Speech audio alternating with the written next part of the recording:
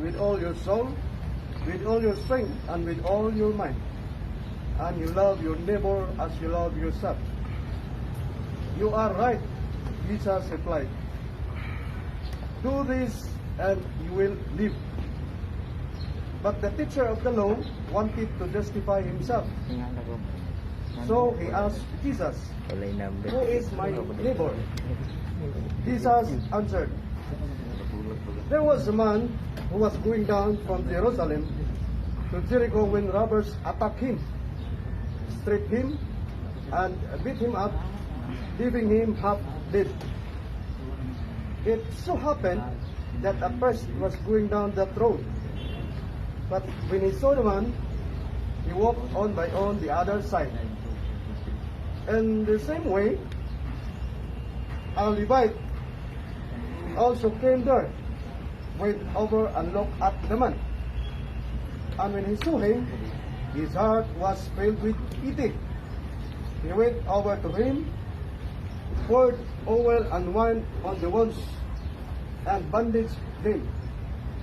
Then he put the man on his own animal and took him to an inn where he took care of him.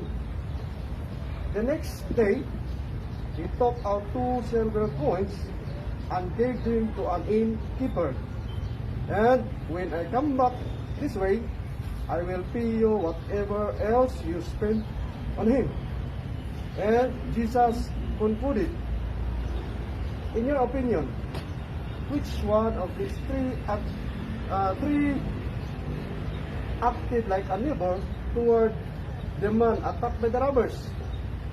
The teacher of the law answered, the one who was kind to him. And Jesus replied, you go then and do the same. Brothers and sisters, the parable of the Good Samaritan teaches us several lessons. But the heart of the message is to love one another.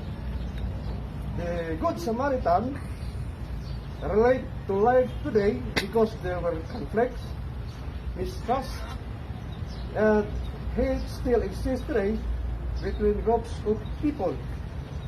We still see prejudices and segregated neighborhoods.